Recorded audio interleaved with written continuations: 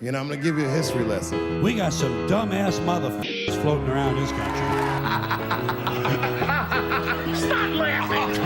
And when I do, start. Also, y'all did some nasty-ass jokes on my ass, too. Funny jokes and unfunny jokes come out of the same birth. You f***ing guys are unbelievable.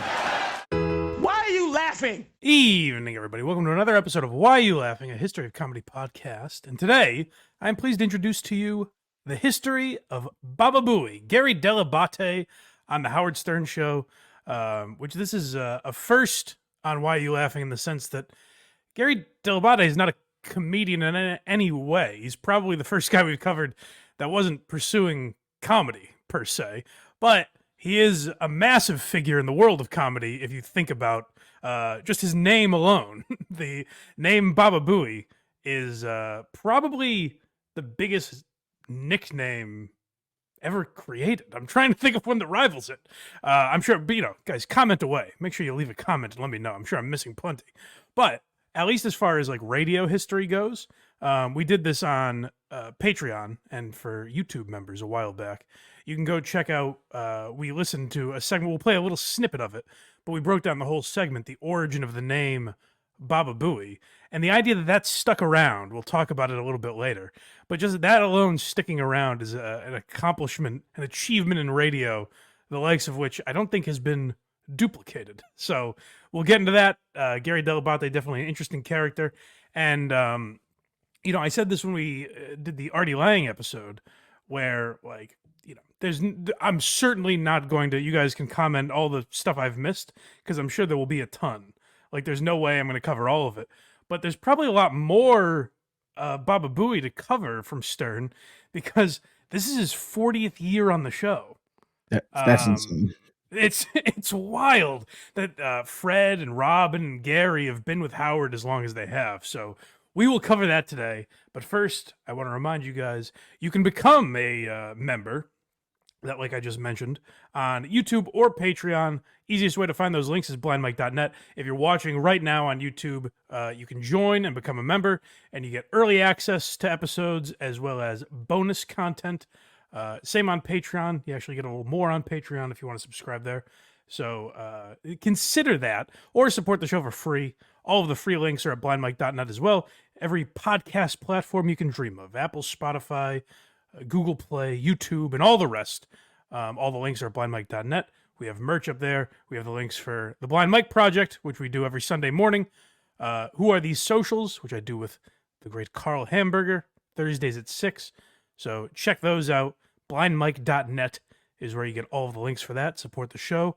We appreciate it. So we're going back 40 years, which, Gary Dell'Abate is not an old man. Like, he's certainly an older gentleman, but, he's not ancient, which is wild that he's been around this long. But we are starting 40 years ago. If my research is correct, this is 1984 when Boy Gary, we're not talking about Baba Booey yet, he was known as Boy Gary on the Howard Stern Show in the WNEW days. And you're about to, I'll just preface this for those of you that aren't Stern historians. This is, in fact, Howard Stern. It's not a Kermit the Frog or Ray Romano impressionist. It's the great Howard Stern, the king of all media that you're about to hear back in the WNBC. Did I say WN? I meant WNBC. Yeah. The NBC days is what I meant to say. I'm sorry. Yeah, I had to listen to this whole clip through. I'm like, when does he break this voice? No, this is his, which I've always wondered, if I met Howard Stern, because they talk about the bass or the modulation, whatever they add to his voice to make it more deep and professional the way it is now. Mm-hmm. If I just met Howard Stern, would he sound like this now? I think you have to probably go off whatever he sounds like on late night shows. It's probably but he doesn't sound like that. Like when he's on Letterman now and stuff, or not now, but in the mid 2000s, he didn't sound like this. This is crazy. But let's hear it. Boy Gary. Oh. Boy Lee's replacement. Boy G. Already he's doing a better job than Lee did. I already gave him several difficult tasks, and he's handled all of them quite well. Is that right? Well, that's good to hear. Very impressed with this new boy. I hope it sounds almost like this is the fake voice. Well, Well, Like this is this is someone doing a bad Howard Stern impression. right. I thought it was, like I said, I thought it was like a fake thing, and then you hear Rob, or like someone messed with the audio, but you hear Robin, and she sounds the same. Robin sounds, I don't know about that. I haven't listened to Stern lately, but Robin has always sounded pretty much the same. Baba Booey sounds a little different here, but Stern, it's a stark difference, but I apologize. Let's continue. He's 62 now, by the way, so he's 21, 22 in this video. That's what I mean. He was a kid when he started here, so right out of college. All of them quite well. Is that right? Well, that's good to hear. Very impressed with this new boy.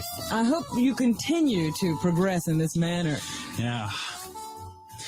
And we'll be finding out more about boy Gary as the days goes on. Good, because I don't know anything about him. Well, I really don't either. I just kind of hired him on a lark. Everyone told me he was a decent human being. Yeah? So I hired him. Looks kind of swarthy. Yeah, he does. What ethnic, what is he anyway? You're not a Jew, are you? Italian? Italian. You hired an Italian? I like Italians. Italians. The last kid I hired was a Jew, and they're not too good at serving. No. They all want to be, top banana, if you will. Yeah, they want to be president of the company. Yeah, right. Like Boy Lee actually had a desire to be like the head of the programming department. Yeah. The Italians, they work with their hands. They work hard. They keep their nose to the grindstone. I like his attitude. He's not pushy. And, I like him. And I don't think he has any relations to organized crime. Do you? Not at all. Now we hear him. Oh, okay. And, the Italians built this country with their hands. That's right. They're always saying that. Yeah, they're proud of that. I mean, I'm proud of it, too. Which parts did they build? The ones that are falling down or the ones that are standing up? What did your people build, Gary? Do you know? Seriously. The Empire State Building. Yeah? My grandfather worked on that. His grandfather worked on the Empire State Building. Hey, kudos. What's your last name, Gary? Dell'Abate. Dell'Abate. Yeah, I just want to leave that part in because we've changed the pronunciation over the years. But that's the first time you hear Gary on air there. And Howard Stern's referencing someone named Boy Lee that Gary's replacing. Maybe better Stern historians than I would know who that is, but I've never really heard that name before. So it's interesting you hear Howard talk about this guy who was trying to climb up the ladder and that is no longer. And this is, Howard Stern was big at this time, but it was just another radio show in New York City. In 1984, Howard Stern wasn't a legend. But it's interesting because you're hearing him say, like, this guy wants to be the head of the company. Gary ended up making millions and millions of dollars off the Howard Stern show. So it is kind of cool, like all Gary did. They even in this segment, if you go and want to listen to the whole thing, you'll hear them talk about Gary, the college that he went to. They're kind of just bashing it, saying it was like a shitty college. Like, so he just went to a whatever school. I think he said it was his 9th choice. So some safety school that he went to and, wanted to get a gig in radio, became an intern essentially and worked his way up. And he's got to be the biggest producer in radio history. I don't know who would rival him. Yeah, that's an easy one. I can't get over the Dell'Abate. That doesn't even sounds right. That doesn't sound right at all. Dell'Abate does feel like the Italian pronunciation, though. Yeah, well, if you look at Corleone or Corleone, there's multiple ways to do it. Like in The Godfather, Sure. They go back and forth. You know what I mean? It's probably the same. But he is a hard worker. He certainly is. Let's hear about that. He's impressed me with some of his abilities. What did I do? I had him send over some tapes to my agent. Uh-huh. He handled that quicker than I've ever seen anybody handle it. Really? Because I was going to get annoyed with him already. I was going to start yelling at him already. I hardly know him. I said, you get those tapes over there? And he goes, yes. It must have been about 10 minutes. He handled the whole thing. Oh, we're not used to that. We usually have to ask for things about 20, 30 times before they get done. This guy, boy, I don't know whether he's just an eager beaver or what. Is this just like your first week? Is this the honeymoon? Yeah, are you just trying to impress me or something? Because actually, I'm going to put him on probation. That's the way they do it around here. Give him 90 days probation. Yeah. That'll keep him on his toes. Because they know the second when I take him off probation, he's going to... all the work will disappear. Yeah.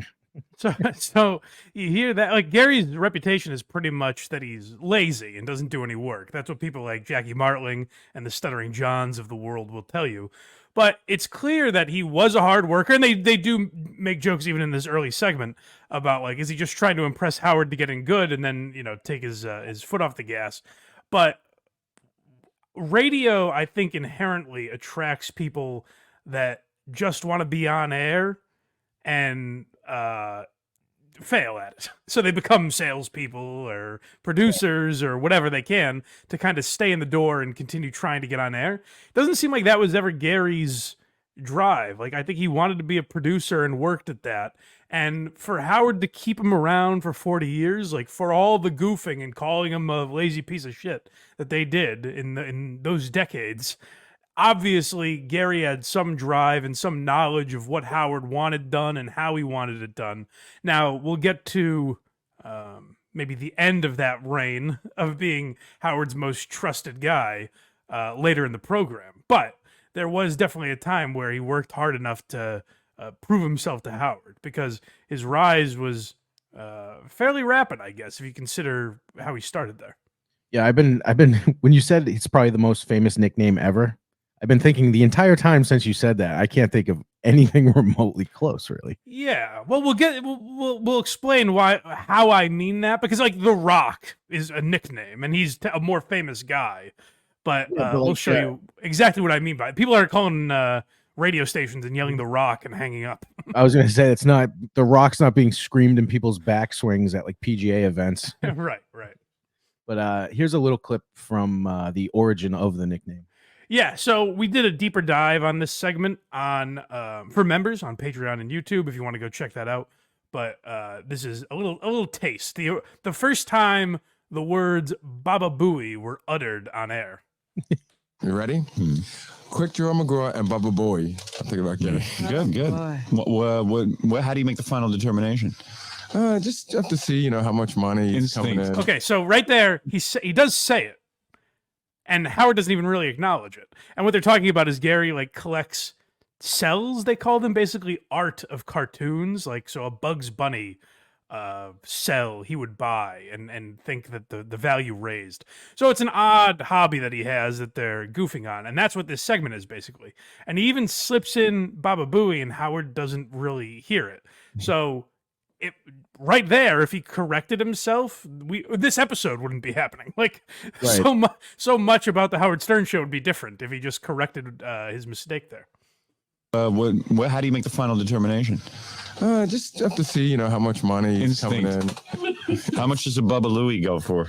Those are a little bit cheaper. Quick Draw and a Baba Booey are about $325. What do you call him? Baba Booey. I thought it was. Is it Baba It's Louie? Baba Louie, isn't it? Baba Louie. Oh, whatever. You call him Bubba? You're gonna hang a picture of a guy you don't even know his name?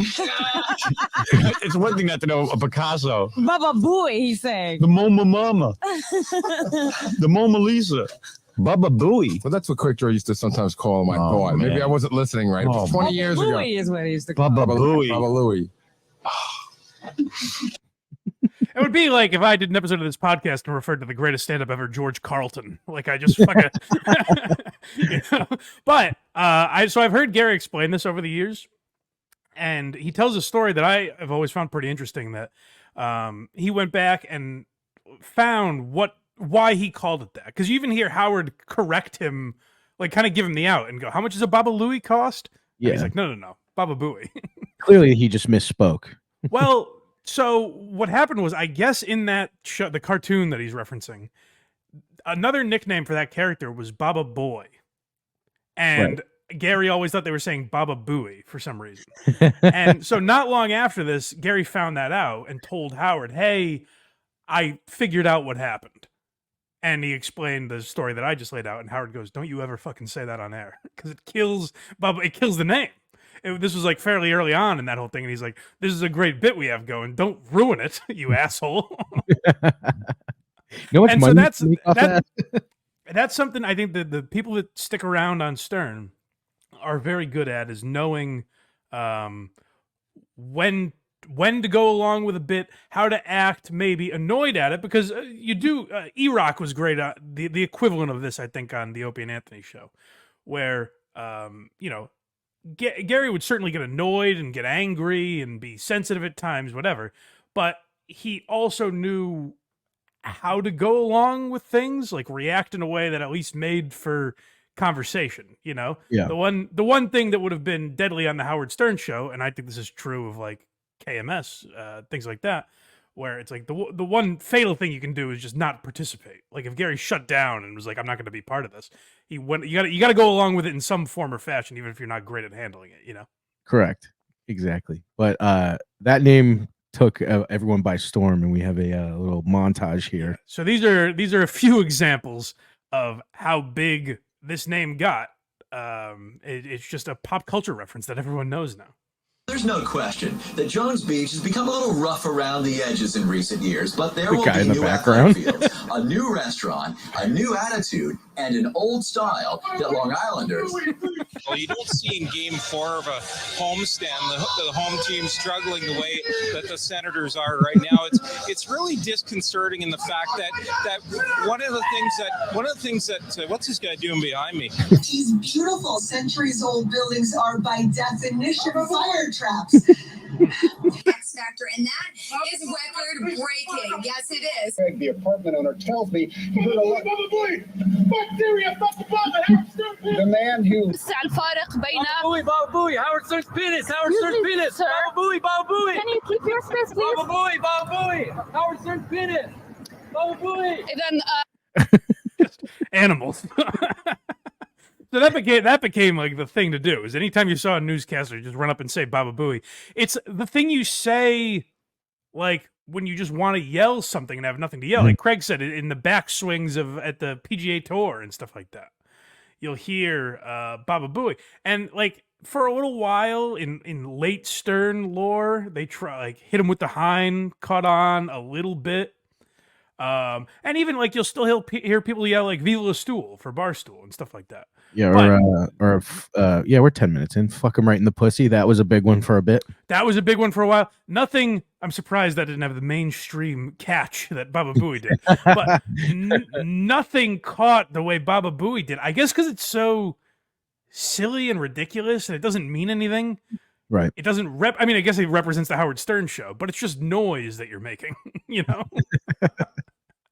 But the most famous example ever, we played on the Howard Stern versus O.J. Simpson episode, where, of course, a man, I believe O.J.'s neighbor, if I'm not mistaken, called Peter Jennings and, gave him the lowdown on the chase, the White Ford Bronco chase that was happening, and ended with an Baba Booey to y'all. And so that has to be the most famous prank call ever. But Baba Booey was like the punchline for prank calls and all sorts of pranks like that for many years. And I guess still to this day, like it popped up in, Family Guy and 30 Rock and Saturday Night Live. And there's a bunch of shows that like, it's gotta be one of the most popular, I have nothing to say, but I want to yell something references of all time. Which is it's unbelievable. It really is. It's crazy that it lasted as long as it did. Like if people were yelling Baba Booey for a year, they still are. Yeah, if people were yelling Baba Booey for a year, that would be an impressive. Holy shit, that bit really took on, and it lasted for virtually 30 years. I would say the craze has died down a little bit, but people still know what that means, and it's all because a guy mispronounced something. And that's why, like, I've always dreamed of being on a show like Kirk's, because it's something like that can catch on, where it's like, right, a guy misspoke, and it's been a reference for 3 decades. It's wild. Yeah, and like now it happens so much. Like if you turn on any golf tournament, you will hear it at least once, and it's happened so much they won't even talk about it. Yeah. They'll just be like, yeah, whatever, it's another one. Next we got Gary's heartbreak. So this is another very famous bit. I think Stern fans will automatically, if they see the title, will know that we're playing this one. This is probably the most embarrassing thing Gary had to deal with. Mm-hmm. And credit to him for bringing in the tape. So, this call sets it up nicely, I think. Howard, listen, years ago, Gary had broken up with a girlfriend. This is one of the funniest things I've ever heard in your show. He had broken up with a girlfriend who had dumped him. Yeah. Or a doctor. doctor, a guy who's going to become a doctor. That's right. And you totally berated him on the air. And I think that you actually made him cry. I did. One of the funniest, one of the funniest lines in that show, I think, was by Jackie. He said, "What does MD does not stand for?" And the answer was Mrs. Dell'Abate. And that's when Gary ran out of the room. Gary ran out of the room and cried. And it was like really upsetting to me. I was like, what a baby. I mean, it's like he's crying over some girl. Oh, you never did. Not on the radio. You gotta catch me doing that. So they're just busting his balls and made him. Now Gary says he didn't actually cry. What Howard's referencing is that like in the bathroom later he saw Gary and Gary was very emotional and he was like, "Are you crying?" Gary was like, "No." But yeah. So his balls are getting busted for this relationship. Now Howard also says like Gary was cheating on this girl. But I think that just happens in general, where even if you're the asshole in the relationship, if you're not the one doing the dumping, you're like, oh, fuck, I fucked everything up. And so that's how Gary was feeling in this moment. Now we have another call that this is always my question with the Howard Stern show, and I'd be curious to know what you guys think in the comments. Is it real? Smash that comments section. Yeah. Is it real? And I guess I'll let you guys be the judge and we'll discuss it further. Hey, Doc. Doctor? Oops. Doctor, you there? I'm here, Doc. Hi. Howard, how are you? Are you really the doctor? Okay, can I say it right there, by the way? The fact that he said, "I'm here, Doc." Like if I was on the phone with you and you were like, "Mike, are you there?" I wouldn't be like, "I'm here, Mike." So already I'm a little suspicious of the authenticity of this, but nevertheless. Yeah, I'll rewind this. I'm going to hear it again. Good, thank you. Doctor? Oops. Doctor, you there? I'm here, Doc. Hi. Howard, how are you? Are you really the doctor that stole Gary's girlfriend? I truly am. I have to tell you that I've been waiting a long time to talk about this with you. That's the greatest. I have been an active listener of yours for many, many years. Did you steal her away because she was Gary's girlfriend or because you really liked her? I was in love with her. I still am, actually. Right. But I have to tell you, there's some inconsistencies in this story that Gary tells. Really? Sure. What are the inconsistencies? Well, first of all, Gary made a videotape of Nancy to give to Nancy when he supposedly broke up with her. And he never mentions that to anybody. Oh, really? What are you talking Like a love tape? Yeah. Like how much he loves her, how much he misses her. A videotape? Oh, sure. No. Gary, is that true? This really is the guy. Oh, no. Oh, my God. Oh, man. Gary. You really were a mental patient. Well, what is that about? To tell you the truth, I'm really not a doctor, to be honest with you. What are you? I used to work in a psychiatric unit. Oh, really? He's not a doctor. He cleans up the duty after the retards throw it at the wall. Yep. So yeah, I don't know. I always wonder with stuff with Howard Stern. It's like the guy didn't call then and he was a fan of the show, but he's calling now. I don't know. Maybe I'm thinking too much about it because of what Stern's become.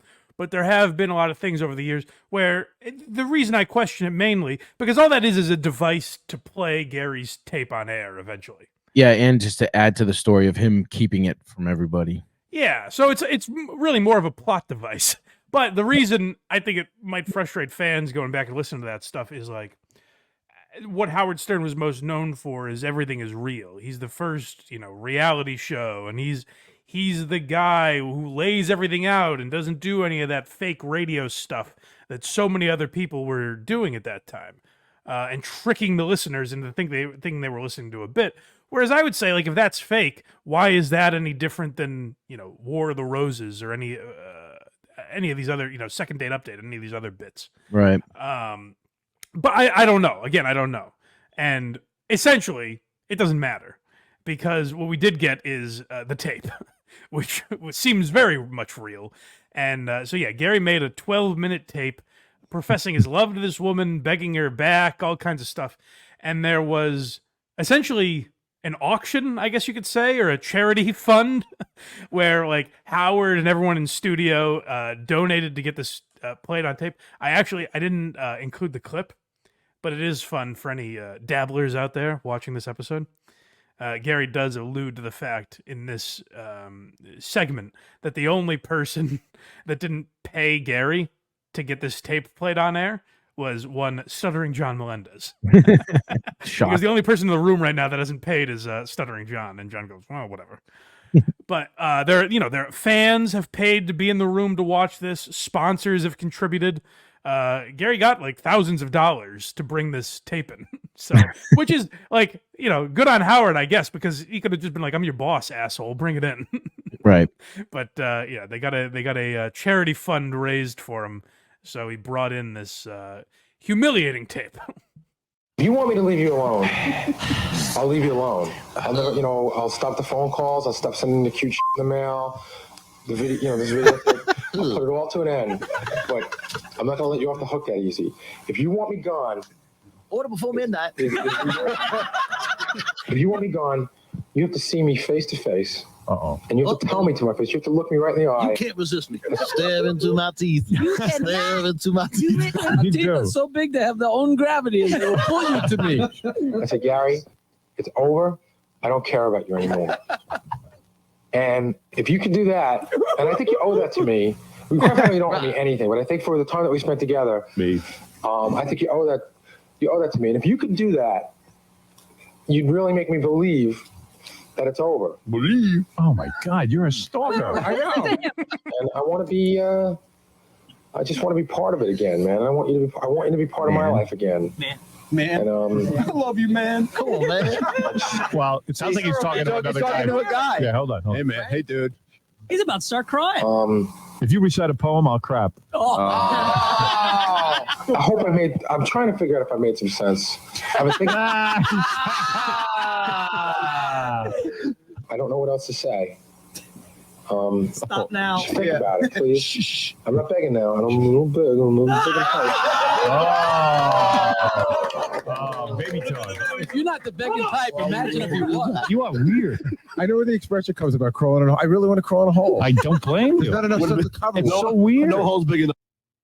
That's a tough thing to have to sit through because you're humiliated by it. So what does anyone else think? It's like the Luis J. Gomez poem. Yes, yeah, something like that. But this is what so there's a lot of stuff that Howard Stern claims he invented that he did not. It's just been proven over the years. Like he takes a lot of credit that he doesn't necessarily deserve, but he also did create a lot, so he kind of gets away with that. But the thing I think he was best at fostering was the environment of you actually feel like your friends busting balls with these guys. Like, that's how you would handle if you found your buddy had this tape that he sent to a girl. Mm-hmm. This is how you would handle it. Everyone would gather around and watch it and just mock the shit out of him. You buy a big screen, you sell tickets. Yeah, exactly. Like, that's how, ideally, that's how you'd handle it. Right. Exactly. And that, sure, there was stuff that Imus was doing that Howard borrowed from, and there was stuff that Steve Allen did that Howard took, and I've heard of radio guys in Detroit that Howard ripped off and all that kind of stuff. But what Howard was great at was, creating that environment that it really felt like you were sitting with your friends busting balls, and that's something that podcasts still do today, obviously, and it can be to the detriment of some people sometimes. Like I've heard Shane Gillis talk about this, where people will come up to him at shows and maybe he's taking a picture with a fan or something, and some guy that feels like they're buddies walks up to him and is like, "Hey, who's this retard?" Right. And you're like, "Dude, that's a fan of mine." Like, what the fuck are you doing? Right. So some people do get too comfortable and feel like they're actual friends, but I think that's more positive than negative, I think, overall, because Howard got a lot of people through dark times and made people laugh at their worst and all that kind of stuff, and that's what I think a lot of podcasts do today as well. And Howard was always very very jealous of that. Like we talked a lot about that in the Howard versus O&A episode. Mm-hmm. I'm surprised he didn't embrace it more, because it's like, yes, he has all these people that copy him or rip him off or whatever. That's kind of a compliment in a way, because most of those people acknowledge it and say yeah, absolutely, Howard Stern was an influence. Tarantino acknowledges how many directors he's taken from over the years. It doesn't mean that those guys are somehow lesser. It's just that they were an influence on someone who was great. So I'm surprised Stern didn't embrace that more, but he's a very, vain guy, has been talked about over the years. Yeah, once in a while, too, you'll see, musicians doing an interview, and someone will ask, "Oh, how did you come up with this song?" And they'll be like, "Well, I like this song, so I changed it up a smidge." Well, sure, there's a lot of that, but even just referring to Howard Stern, I think like Eminem was massively influenced by Howard Stern. Like if you just listen to his early stuff, where he's going at pop culture figures that were like the darlings of that day. Right. Like Eminem, the criticism of Eminem is that he goes after easy targets. But if you think about what he was doing at that time, is like Britney Spears and Justin Timberlake and these people were the darlings of the media, and Eminem was just taking a shit all over that. And that's what Howard did years before Eminem did it. Like, I think that's definitely an influence. Right. So yeah, I'm surprised Howard didn't embrace that more, but it's his own battle to deal with, I suppose. Next we have some more raw meat for the dabblers. Oh, what's that? This is he's firing Stuttering John. Yeah. This is a great bit. So this is something Gary was good at, and now it also makes you, the fact that these guys are so good at going along with bits makes you question some of the authenticity of other things. Well, we know someone involved that isn't. Yes, right. Yeah, one of these men is not a great actor. But yeah, this is Gary did a few things like this over the years. Like, he always got goofed on for not being funny or whatever, but like he could go along with things like this, and he was generally good at it. And Howard flipped over it. I have on paper. I'm firing of that guy as soon as Christmas that thing happened. I know. And I know. I don't know if like Howard's trying to make an example or something, but I think that like he's just sort of like, he told me he's going to come in and talk to you, but basically, all right, maybe he's not the greatest actor ever. Maybe I overstated that a little, but they're like, so obviously he's telling Stuttering John he's fired here and just recording him just to fuck with him. And Gary is like more nervous than John for some reason to pull this bit off. And at the beginning, he says he has to come out and say, because he's like kind of short of breath. He says to John, like, my heart's fucking pounding right now. And they're like, why are you more nervous than John is? What's going on here? You're firing the guy and it's fake. He's playing the I'm your friend card, which actually probably works. It is, yeah. If he's doing that intentionally, it is a good job where he's like, hey, John, we're buddies, but I got to do this, Yeah. He's gonna let you go. Although he said he'd still use you for interviews and stuff from time to time. But I think that I couldn't really say anything because I feel like my ass is on the line. I'm treading on dangerous water myself, and I couldn't really say anything because I'm treading on dangerous water myself. He's barely as coherent as I am. I know. It's two incoherent guys with a job. What is Gary talking about? Gary has to fire you, but he's not clear why he's firing you, and you're not clear on what your answer is. I think Howard's going to talk to you and he's going to let you go, but he will use you on interviews occasionally. But see, I knew that was a write-off. Like, right. Yeah, that was just being nice. Yeah, he'll never hear from you again. Meanwhile, Gary's treading himself. He's treading on thin water. I'm treading, Wolf. I'm skating on thin water. I'm doing a dog paddle. I'm skating on thin water. Somehow that never sounds right when he uses those words. He never gets them quite right. He's always like, I'm treading on dangerous water. But he's always treading. Treading on, what is it? He's actually, you're skating on thin ice is what he's trying to say. And treading on what? Where there's smoke, there's wall paint. Yeah, so, and he would like fuck with Sal over the years and stuff like that. Like Gary was kind of good at those things, as much as he was also good at getting goofed on himself. Next, we're going to go into a few of Gary's fights here. Yeah, so this is another thing. He had to be on the Howard Stern show for 40 years. Not so much the last 10, but the first 30. Yeah, you had to be able to pull this off because that was an environment. There were so many people on the Stern staff, which, like, when you go back and think of it, when you look at podcasts now, it's wild that this many people were working on one show. But you had them all there for X amount of hours per day. There were naturally, and I'm sure in the old days, kind of working on top of each other, probably more so than once they had a massive studio. But like, people are going to get on each other's nerves, and Howard needed people to bring that stuff to air. And Gary was great at that. And he would go back and forth with even the likes of Howard and Robin, who had been there forever. Like, so let's hear, I think the first one's him and Howard, right? Yep. Yeah. So this is, like the way he would talk to Howard, I give him credit. He had balls talking to his boss like this at times. The more I take out of Gary's hands, the more efficiently things run.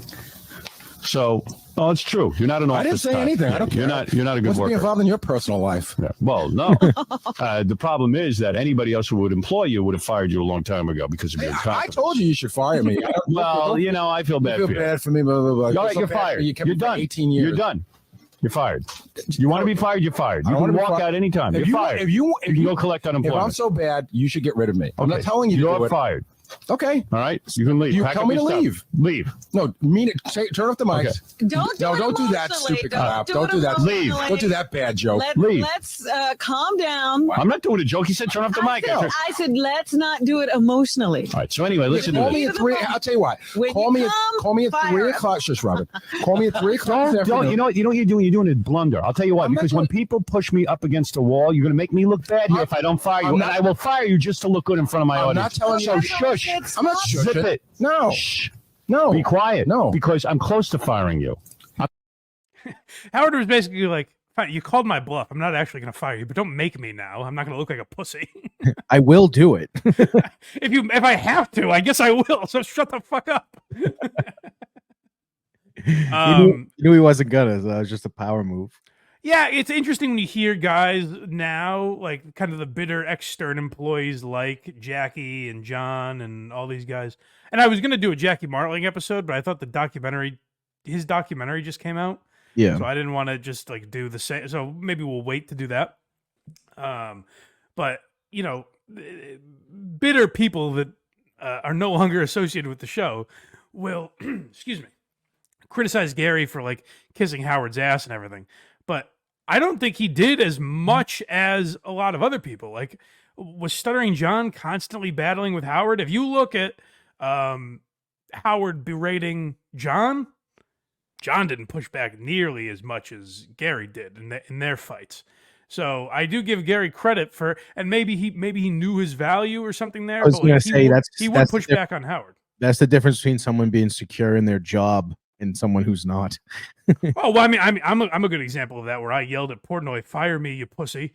And then when he was like, "Do you want me to actually fire you?" I was like, "No, I'd rather stay." So it's a hard thing. It's a hard thing when you're in that position. I understand, but yeah, I think Gary was about as good as you could be at pushing back and maintaining a relationship with the guy for 40 years. Next, we have him going back and forth with Robin. Yeah, so him and Robin go at it here, which I feel like there was a lot of Robin was kind of treated. You hear there, even in the clip we just played, where Robin's role was kind of like the mother of the show. She was there. She invented the role of the hole, and she was good at it, but so many people copied it over the years. I know. But she was like, the reason there are so many women on radio that are put there to just be like, now guys, that's knock it off. Don't say that's over the line. The reason that exists is because Robin was there with Howard to do it almost sarcastically. Like, oh, Howard, come on. Right. But Howard didn't pay any attention to it. Right. So Robin's role was kind of like the mother on the show. So at times she didn't even really get as much shit as she probably should have. But every once in a while, I think people would snap on her. Gary will barge in here and stop everyone from talking. Oh, it's hard to get a word in with Gary. Yeah. Yeah. And you're pretty good You at know what, Robin, I got to say one thing. As big a mouth as I am, you are barrel in there as well. Oh, please, I have to get through you. Robin, you know what? I was just talking the other day. Howard and I are in the middle of a conversation about work, and you come and jam a magazine right in front of his face and interrupt what we're talking about. Because you won't stop, and I have work to do. No, I'm doing work, and you're sticking magazines in his face. Oh, what does he do with those magazines? It never comes up on the air, you dope. No, it's fine. Just wait your turn. Wait your turn. There's never a turn with you. Gary, there is never a turn with you. He doesn't even realize what he's like. I know. He's No, it's not true. I realize I talk a lot, but also even some of the other guys have been in there when I've been like pitching stuff to Howard, and you just like barrel on through. Gary, I don't even come in there most of the time. I come in once or twice. I have to get it done. Oh, be quiet. Just be quiet, because you're stupid. You're being stupid. Go back with that guy who doesn't know who you are. You're being stupid. Go back with You don't know you. At least I know me. You don't know you. She is like the second, so I mean, like she can barrel if she wants. Well, that's what, and I think that probably bothered a lot of people because I think Robin's role was necessary, I guess. Like, we'll do a Robin episode eventually too. I think that could be a good one. Because I think there's a lot of pros to what she did, but I can imagine listening to her and being like, just shut the fuck, like, what the fuck are you doing? She didn't seem like, she wasn't a ball buster in the way Artie was, or Jackie, or Fred, or these guys who are funny. And she wasn't as funny as them. So I imagine it got in the way a lot. I hate to say similar to like Opie. Opie and Anthony. Gonna say that. I didn't even realize, when I started the sentence, I didn't realize what I was saying. But but I do think there was value in what she did as well, which is obviously why Howard kept her for so long. But I think that probably frustrated people, where in Howard's mind, she was kind of untouchable. Like, Howard would usually defend her. And so I think people would get to a boiling point and just be like, shut the fuck up, Robin. Please go away. And the last fight we have here is him and Artie. Yeah, this one gets brutal. Artie would get nasty. And I suspect some of that was maybe either withdrawal related or drug related. I was gonna say drug fueled, perhaps. But Artie could get fucking nasty. So this was a great one between him and Artie. Yeah, everyone's not. I guess your credibility is. I saw Gary wants me to be completely honest about everything from now on. Okay, tell Gary's going to get brutal honesty from me. Really? Okay. What does that mean? No, Gary. I heard Gary say. I mean, I'm really pissed off at Gary. He says a blanket statement. He believes that cunt reporter when she goes, "Oh, Artie said he just lied to you if I didn't jog with him." You think I give a fuck if your monkey ass knows if I jogged with the fucking reporter? No. Gary makes blanket statements like, "You guys did everything." He thinks he's so funny on that wrap-up show. You're not funny. You're not funny. Congratulations, you're very funny. Yeah, I know I am. That's why I'm here. God knows why you're here, you fucking asswipe. Wow. Don't just say I lie about everything to the fucking world, to the 4 people that listen to that fucking show. All right, Gary, I'm going to be brutal honest. You lie, everybody lies, because if everyone didn't lie, there'd be no friends in this world. Everybody doesn't lie almost every time they speak. Okay, right. Okay, well, it's brutal honesty with Gary. You think I'm the only one here that thinks this, Artie? No, Gary. You say it out loud like you're some know-it-all, on that fucking show. Before you jump on me, first of all, just so you know, and I know you can be your brutal honesty when I'm done, when I do that show, people come to me all day long to tell me things. So, in a way, like the same way tell me who they are. Be honest with me. Every single person here, every person on the TV crew, every person in the office. Right? Well, name names. Who's concerned about me lying? If anybody wanted to be named, I guess they'd step up. But you know how that works around here, Artie. You know how that works. Okay. All right. So that wrap-up show that Artie's referring to really did in the early Sirius days. I was going to say XM, but it was Sirius when they started. In the early Sirius days, that wrap-up show would provide a lot of content, because Gary and John Hine eventually, and the other people involved with that show, were good at like finding the dirt around the office and bringing up things that would piss people off and then be brought up the next day with Howard. And the reason that worked is because there's so many people at the Stern Show that aren't on air. Like, I think, like Justin and Coleman have done producers shows with for Kirk's show, but like they're on the show already. You know what I mean? Like, there's 15 people working behind the scenes at Stern that you don't hear from. So eventually it's like, oh, hey, Will talks shit about Artie, and that wouldn't get brought up on the show. So there was a good purpose to that wrap-up show, and the Super Tip Fan Roundtable stuff. Like, they did good early Stern stuff that I do think inspired a lot of like YouTube content now. Like, all the, there's shows breaking down shows, like the KMS network is the first one that comes to my mind. But like, that's kind of what we do too on the Blind Mike Project, is talk about other podcasts. That, again, I'm not going to say created, because I'm sure someone will come up with an earlier example, but it is like the idea of breaking down that day's show. People are interested in that. And that's something Gary wasn't afraid of. Like, he wasn't afraid. He would bring stuff up on air that he knew would piss off Artie. And that is a tough thing. Like, I'm a guy that like likes people to like me. So it's a tough thing to try and get you like, oh, I know this person's going to be mad at me. Should I mention this? And I do think Gary had that skill, even though he knew Artie would go ballistic at certain points. And I think a lot of these arguments that Artie's in, while he's certainly the funnier one, it's clear how wrong he is. Like, all Gary said there is that he lies about his drug use. That's just, it's a fact. Yeah. When you're in it, true. you can't tell the truth when you're in it. Right, of course. Yeah. I've always hated the friggin' Baba Booey mic, too. Like, just give him a mic. Thank you for saying that. I meant to mention that. I don't know the answer to this. And if anyone knows where Stern explains it, I've never been able to find it. I don't know why that is, why it sounds like he's on a, school intercom. I almost said intercom. A school intercom.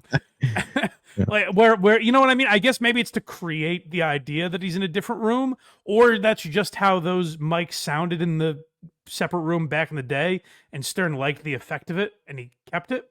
Well, people ended up purposely copying that model too. Yes, yeah, I remember that. I remember. I'm pretty sure The Big Show with the great Glenn Ordway. I think his producers had that mic set up, and I guess it was to differentiate. Like, oh, these are the producers; they're in a different room. But I don't know why. I'd like to hear Stern explain that because I've never been able to get a concrete reason as to why.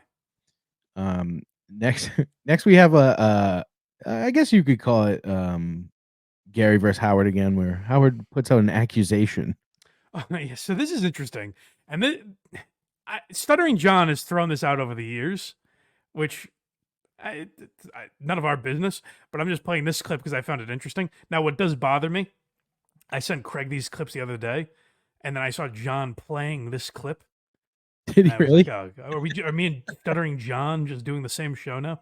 He's doing it. Why are you laughing now? I would love to Yeah, and he's early. He's before me. Damn it. But this will be out in 2 weeks or a week. Yeah, right. But so they're trying to piss each other off. They're saying, "Hey, can I say something that I know is going to bother Robin or Fred or whoever?" And Gary has some things written down that he thinks Howard might say to piss him off. And this was not one of them. The thing that I would say to you. See, I don't even want to go there. I don't even want to bring it up because it's going to upset you. B, it's going to cause a problem for you. Well, no, it's just that. Well, because he doesn't have Gary. All right, you want me to really go there? Yeah. I don't know. I don't think you do. Come on. He's a funny man. All right, Gary cheats on his wife. Oh, please. You don't know that. I know You it. always say that. I know you do. You don't know that. I'm telling you, you do, and I'm wise to you, and I know it, but I don't want to bring it up. I think a guy has a right to cheat on his wife and not be outed on the air, but you asked me to do something. It's a terrible thing to say. Okay. It's a terrible thing to say. All right, whatever. Who's he cheating And I'm not even upset with you. Just a little horse. Oh, really? I'm not even mad at you. It's just a terrible thing to say. Okay, so you're not upset with me. You are. Now you're pissed. I think you said say something that would piss me off. I just did it. I think you're saying that to get a rise out of me. I'm not saying it to anything. I just know you do. Well, that would be the purpose, though, to piss you off, because that's what he said he was going to do. I know you're being dishonest. All right, I'm pissed. There you go. You asked me to do this. Now take it back. I take it back. Take it back. That is such a bizarre response to say Gary cheats on his wife, and he doesn't say no. He goes, "You don't know that." Right.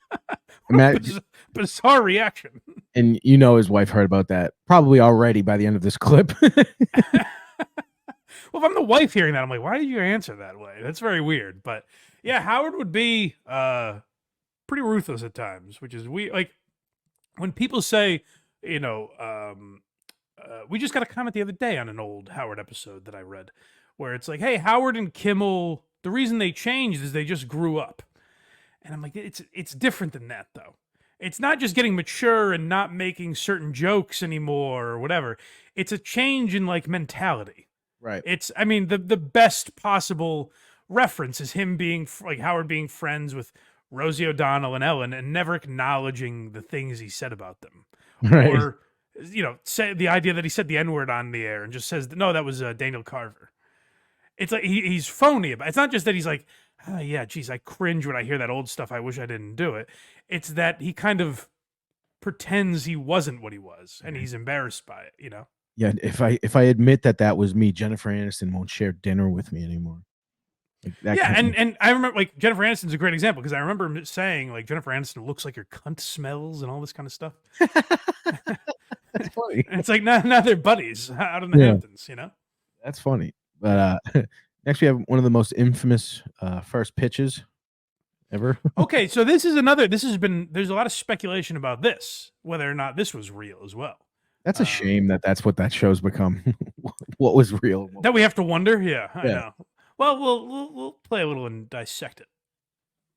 Gary Dell'Abate, we all know him as Baba Booey from the Howard Stern Show, delivered what has to be the most embarrassing ceremonial first pitch in baseball history Saturday. He had been talking for weeks on the Stern Show about doing this, and Saturday he finally got his shot. Here it is.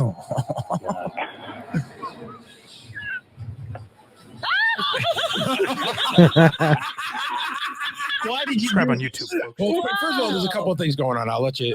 Do you know right away that was the right after you released it? When do you realize this is going horribly wrong? So I'm standing on the side, and I've got like 8 minutes before I have to go out there. And I'm just getting more and more nervous, nervous.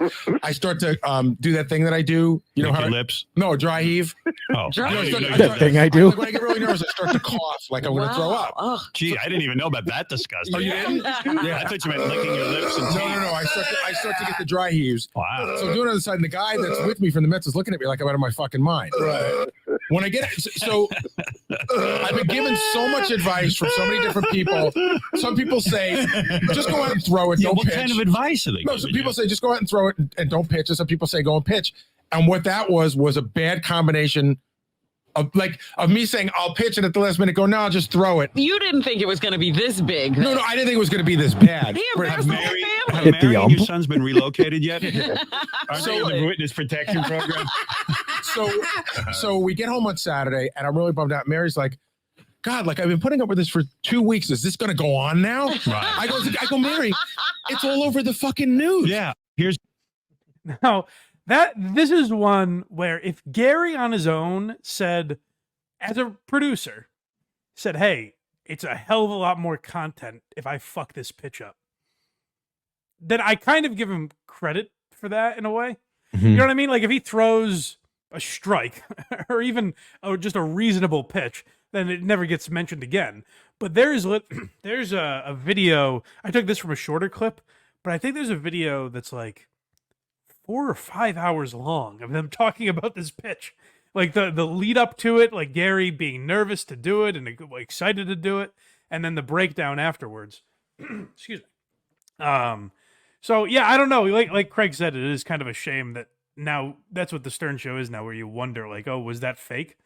But this I have less of a problem with them than them like setting up callers, but it is still weird if like Howard is aware that it was fake and they're still busting his balls for it, you know? Yeah. So having watched it again, the throwing motion looked natural. It wasn't good, Okay. but it looked like that was his natural throw. Like, Right. It didn't look like he was faking anything. Yeah.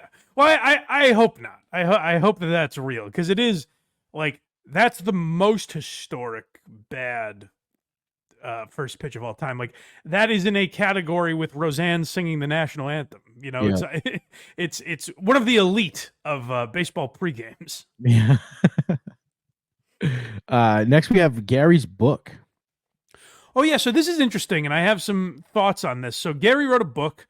They Call Me Baba Booey, about his life, I guess, and mostly his time on the Stern Show. And Howard, throughout the years, would get very upset on air about people promoting themselves and making money off the show. But there is a layer to it I wanted to talk about. So let's hear Howard here and then break it down. And I got ticked off at Baba Booey, and this book fucking promotion of his is really fucking pissing me off. Why? Because he's doing dumb shit. He's being a douche. What That's did he do is. now? Well, he's just thinking of the book every minute and not thinking about his primary job. There's a whole big article in Us Magazine now. Let me see if I brought it in. I probably forgot. I was so fucking angry. I just went like what? All the rules, everything I've taught this fucking guy go out the window because he's promoting a book.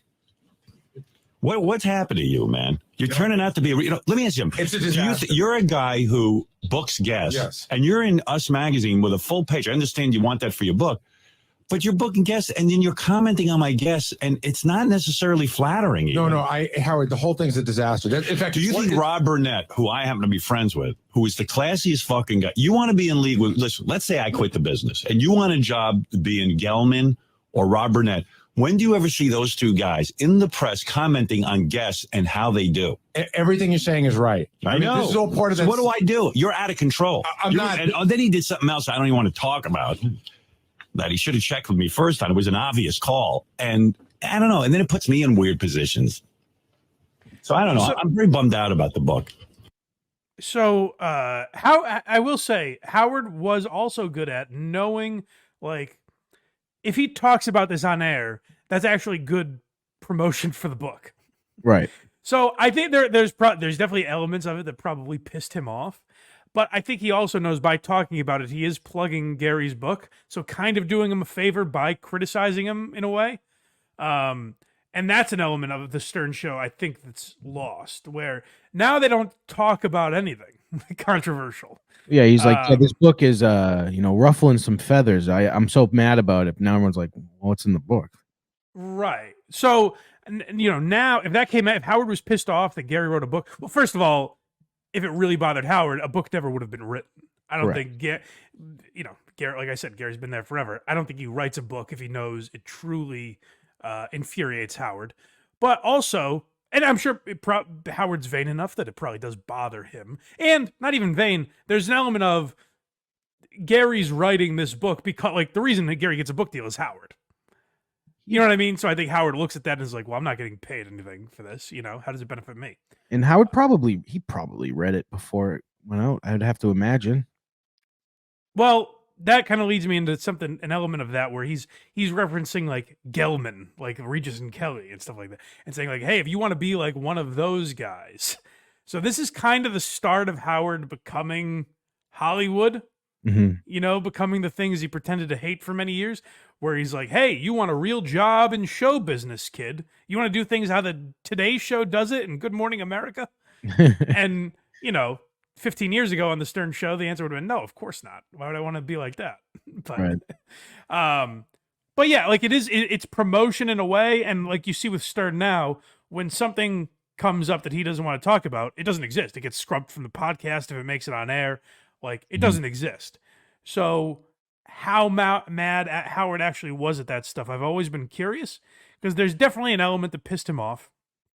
And but he does know, like, talking about, Stuttering John's comedy shows or Jackie's self-promotion or whatever, he knows that is promotion. Now, the one that seemed like the best at navigating that, I always thought was Artie. Like, Artie went above and beyond to not piss off Howard with that stuff, I felt. Which is interesting because Artie had the most going on.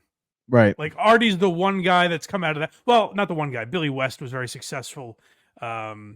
Yucko the Clown, I think, has had a pretty good career. And actually, Beetlejuice is a TikTok star. So, yeah, he's had a resurgence lately. Yeah. But Artie's the guy that had, like, acting roles during the Stern Show. He made a movie. Like, he had other stand-up, obviously. He actually had other things going on. And yet, I still thought was the best at navigating what would and wouldn't piss off Howard, I still think not taking advantage of that stuff, I guess. Still think Beer League is one of the most underrated movies ever. Artie Let's Lang. go check out Beer League. Yeah. Next we have Marcy Turk. So this is the real downfall, and there's an embarrassing story that goes along with it. I don't think it's as embarrassing as other people make it out to be. But this is the start of Getting Things Done, the cult that Howard joined, led by Marcy Turk. And this woman, she turned my life around. In one day. Well, yeah, like for over a year, I've been having to make a doctor's appointment, get my yearly physical, and she goes, why don't you do it right now? I go, well, I can't do it now. I'll do it later. No, do it now. Do it now. Boom. And you know what I did? That one. I wrote an email. Something, just do it. Yeah, just do it. And now I have my doctor's appointment. I won't go, but I have it. No, I'm going to get it. Yeah. So she told you what to do, and I get that. So what do you do in a month when she's not there to say just do it? No, I have a system now. I don't need her to do it. I do it. I'm doing it. By the way, Gary, I might have her making a little visit to your office to look over what's going on in there with your fucking Post-its. Yeah, the pocket folder is not a good one. Wait till you see what's going to go on around here. What? I'm loving the idea. Oh, yeah. I'm sure he was loving the idea. So it started with like office organization, where Marcy changed how Howard was organized and everything. And you can hear in his voice how he's very, he's very excited about it. And that became, he trusted this woman enough. The most famous clip is Howard literally on stage thanking Marcy Turk for changing his life. And this became a woman that kind of runs Stern's operation. And the famous story that I've heard like Shuley and other people tell is that, Howard was in a meeting one day and introducing, I forget if Marcy was there, but at least introducing the idea of Marcy, and said, she is now your boss. She runs my organization. Ugh. And Gary raised his hand and said, does that include me? And Howard said, yes, in front of everybody. And so that's a moment that like, and people shit on Gary for that. They're like, oh, what an idiot. He asked that in front of everybody. But I look at it more as like, Gary's been there for 30 years, 35 years, whatever it was at the time. And they're just bringing in someone to replace him so she can organize things and tell people to wear a colored shirt. Like, that seems very bizarre. So I'm not surprised that Gary was confident enough in that meeting to be like, does that include me? And it seems more shitty on Howard to be like, yes. Yeah. Like, I would think after, their relationship, after the amount of time that Gary's been there, that's something Howard would have told Gary not off air, but ahead of time? Personally, maybe. Yeah. Yeah. But he got the news the same as Shuley and everybody else. Next we have Artie and Gary, the radio show. Oh yeah, so I thought this is an interesting fact. Stern fans know this, but I thought it was pretty interesting. This is they're talking about the move to Sirius XM or Sirius at the time, leaving terrestrial radio. And, Howard talks about David Lee Roth replacing him and what a disaster that eventually was. And Artie and Gary reveal some interesting tidbits here. You know what? As long as we're all about revelations, I've never told you this because I don't want to get somebody in trouble. But I'll tell you something. This is something that I never told you. I feel guilty about not telling you this. What's this? I was called to possibly replace you. Where? As a morning guy. Wait, you mean on this show? Yeah. Oh my God, are you kidding? In Philadelphia. Really? Yeah. How weird was that? It was my manager called me one day and said, Art, they called and there was no formal offer, but they said, would Artie be interested possibly in being the new morning guy in a couple of major markets? Wow. Really? Wow, that is the sleaziest friggin' move I've ever heard. And I did. Wow. I said to him, I'm not even going to think twice about that. God. I said immediately say how no. shocking is that? How sleazy That is that? shocking. But you mean this is recent? Yes, sir. This was over the summer. That would have been just this was in July. Unbelievable. What would that have been interesting? Well, I can tell you one more. Yeah. You got approached too? Informally. Yeah. But was just asked about the possibility, like just by somebody in programming, about myself and Artie being the nucleus of a show in one of the top 5 cities. Unbelievable. One of the top 5 cities in our. Unbelievable. And I you want to know you know what? Not even you couldn't even afford. So they both kind of talk about it like it's a ridiculous idea. Here's the flaw in it that I would say is people would be listening if Artie replaced Stern and Baba Booey was the producer. Mm-hmm. It would feel like you were just listening to an incomplete Howard Stern show. Right. And so people would be expecting Howard Stern, and therefore they'd be expecting, high-pitch Eric and Beetlejuice and Fred to get goofed on and all this stuff. And so you're expecting something different than it is. And that would be the ultimate problem with it. But, Artie was a good radio guy. And if you go back and listen to, the DirecTV show Artie was on, or even, his podcast, when he was, the lead. what's the word I'm looking for? When he was clear of mind. Oh, yeah. he, Sober? he was a very good radio guy. I mean, not that this matters, but like he went to the Connecticut School of Broadcasting, so he must have had some interest in radio, you know. And like he was a good host, and like him and DePaulo did a good show together, and then eventually Artie on his own, and like I said, his podcast. Now obviously drugs took the put the nail in the coffin on Artie's podcasting career and everything. But like I don't think that's a ridiculous hire to have Artie and then have Gary there to kind of know how to navigate Artie and know how to book guests and all that sort of stuff.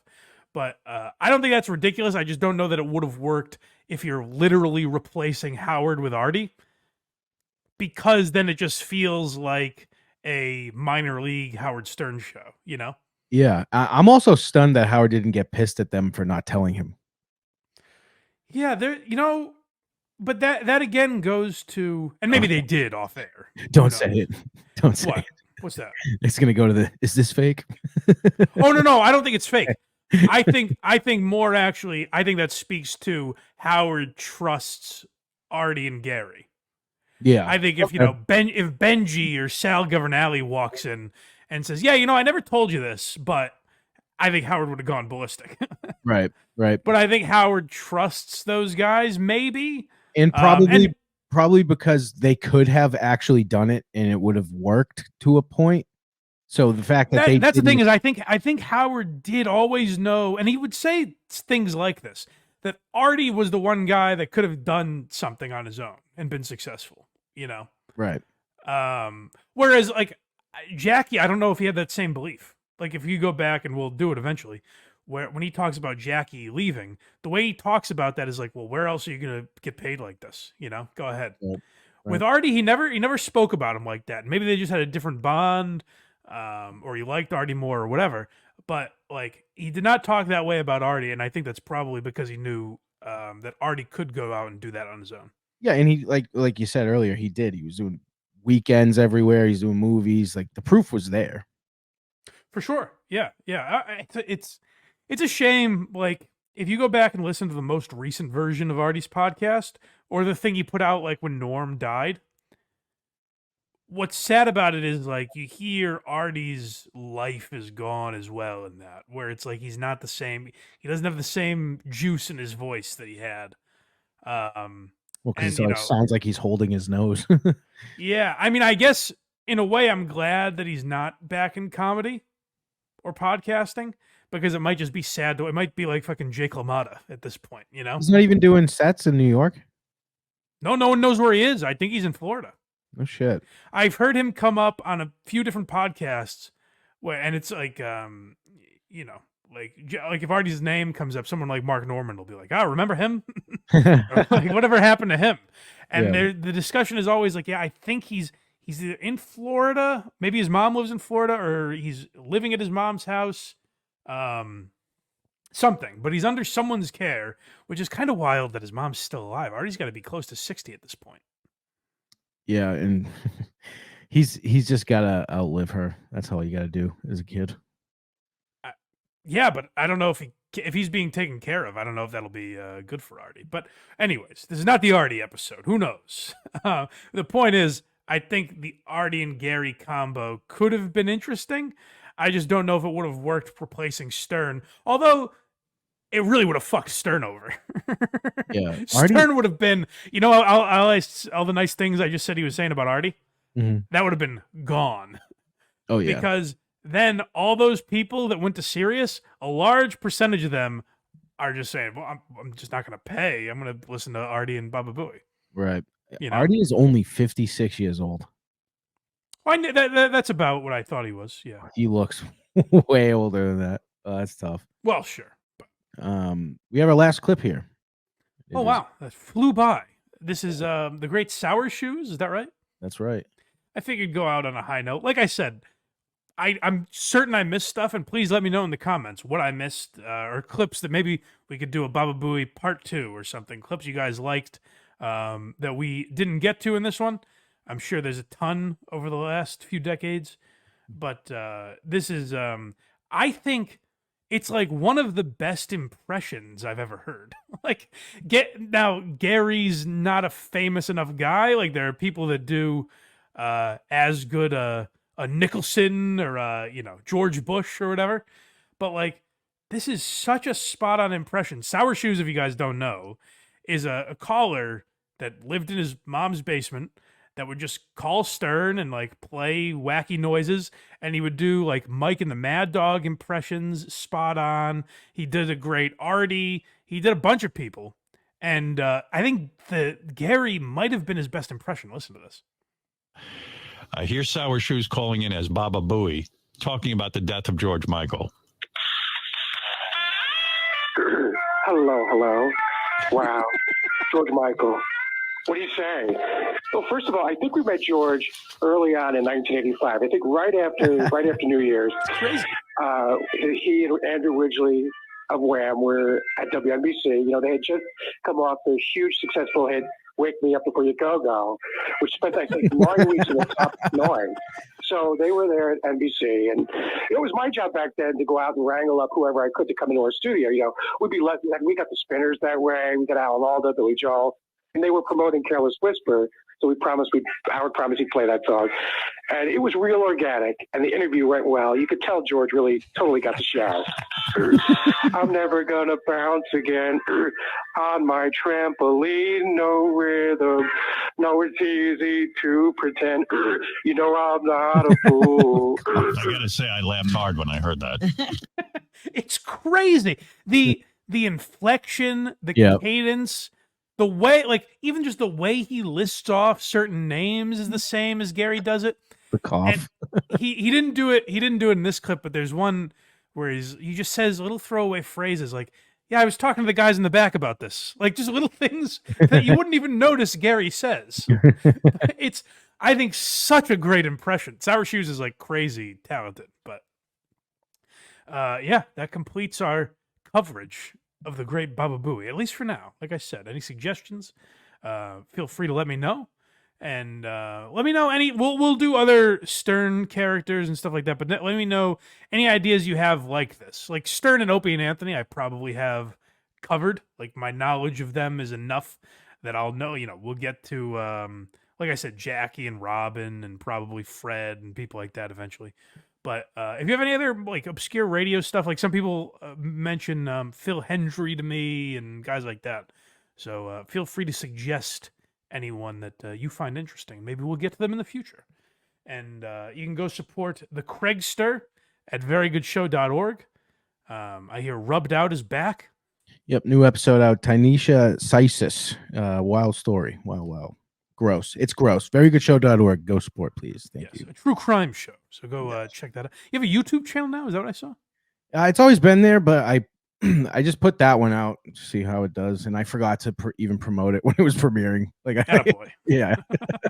Well, go support the Craigster, Craigers as he's known in the playgrounds, and go to blindmike.net if you'd be so kind. Support this show. All our links are there, as I mentioned. Become a member if you'd like. Get bonus episodes and early releases, or support us wherever you get podcasts. We appreciate it. blindmike.net, and we will talk to you guys next time on Why Are You Laughing? And a Baba Booey to y'all. Zip it up and zip it out.